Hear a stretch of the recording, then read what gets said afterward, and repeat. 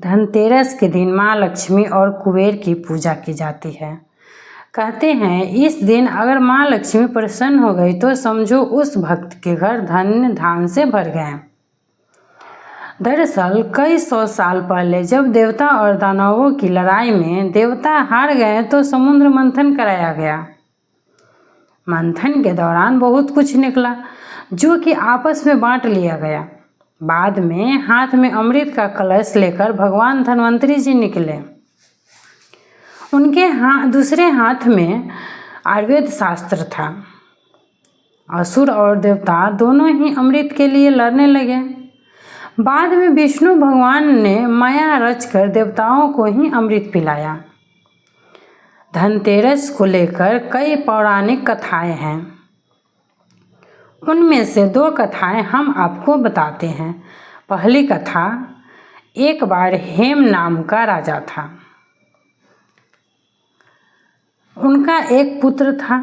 जब बालक की कुंडली बनी तो ज्योतिषों ने कहा कि बालक का विवाह जिस दिन होगा उसके ठीक 4 दिन के बाद उसकी मौत हो जाएगी।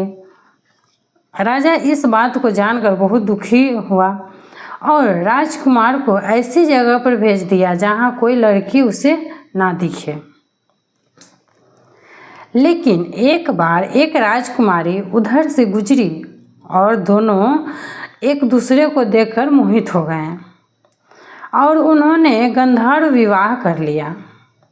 विवाह के बाद ठीक वैसा ही हुआ और 4 दिन बाद यमदूत उस राजकुमार के प्राण लेने आ पहुँचे। जब यमदूत उसको ले जा रहे थे तो उसकी पत्नी ने काफ़ी विलाप किया, लेकिन यमदूतों को अपना काम तो करना ही था। नवविवाहिता के विलाप को सुनकर यमदूत ने यमराज से विनती की कि हे यमराज, क्या कोई ऐसा उपाय नहीं है जिससे मनुष्य अकाल मृत्यु से मुक्त हो जाए। यम देवता बोले, हे दूत, अकाल मृत्यु तो कर्म की गति है। इससे मुक्ति का एक आसान तरीका मैं तुम्हें बताता हूँ, सो सुनो। कार्तिक कृष्ण पक्ष की त्रयोदशी रात जो प्राणी मेरे नाम से पूजन करके दीपमाला दक्षिण दिशा की ओर भेंट करता है उसे अकाल मृत्यु का भय नहीं रहता है। यही कारण है कि लोग इस दिन घर से बाहर दक्षिण दिशा की ओर दीप जलाकर रखते हैं।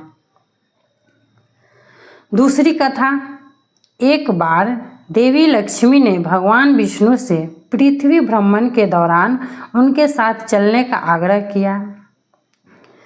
भगवान विष्णु इस शर्त पर सहमत हुए कि वे सांसारिक प्रलोभनों में नहीं फंसेंगे और दक्षिण दिशा की ओर नहीं देखेंगे। देवी लक्ष्मी भगवान विष्णु की इस शर्त को मान गई।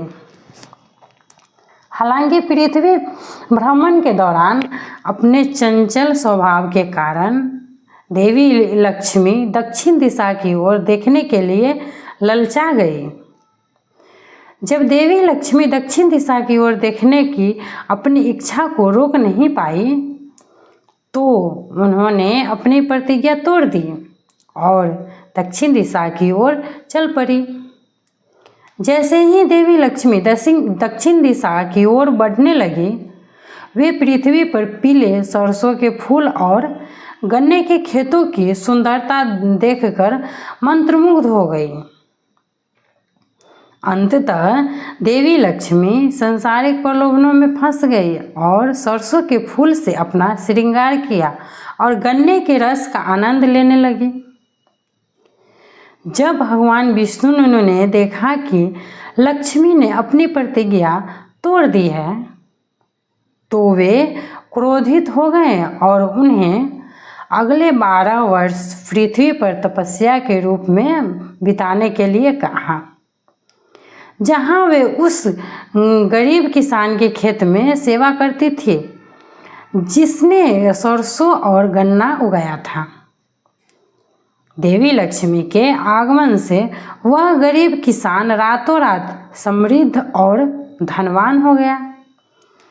धीरे धीरे 12 वर्ष बीत गए और देवी लक्ष्मी के बैकुंठ लौटने का समय आ गया। जब भगवान विष्णु देवी लक्ष्मी को वापस लेने के लिए साधारण मनुष्य का वेश धारण करके पृथ्वी पर आए, तो किसान ने देवी लक्ष्मी को अपनी सेवाओं से मुक्त करने से इनकार कर दिया। जब भगवान विष्णु के सभी प्रयास विफल हो गए और किसान देवी लक्ष्मी को अपनी सेवाओं से मुक्त करने के लिए तैयार नहीं हुआ, तो देवी लक्ष्मी ने किसान को अपना असली रूप बताया और उसने कहा कि वह अब पृथ्वी पर नहीं रह सकती और उन्हें बैकुंठ वापस जाना होगा। हालांकि देवी लक्ष्मी ने किसान से वादा किया कि वह हर साल दिवाली से पहले कृष्ण त्रयोदशी की रात को उसके पास आएगी। कथा के अनुसार किसान ने हर दिवाली से पहले कृष्ण त्रयोदशी के दिन देवी लक्ष्मी के स्वागत के लिए अपने घर की सफाई शुरू कर दी। उसने देवी लक्ष्मी के स्वागत के लिए रात भर घी से भरा मिट्टी का दीप भी जलाना शुरू कर दिया। देवी लक्ष्मी को प्रसन्न करने के इन अनुष्ठानों ने किसान को साल दर साल समृद्ध बनाया। जिन लोगों को इस घटना का पता चला, उन्होंने भी दिवाली से पहले कृष्ण त्रयोदशी की रात को देवी लक्ष्मी की पूजा शुरू कर दी।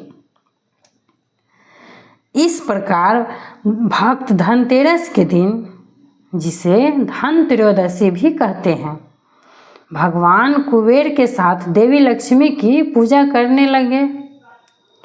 तो ये दो कहानी जो धनतेरस से जुड़ी है, जिसे मैंने आपको विस्तार से बताया है, आप सभी सुनने वाले को मेरी ओर से ढेर सारी बधाइयाँ।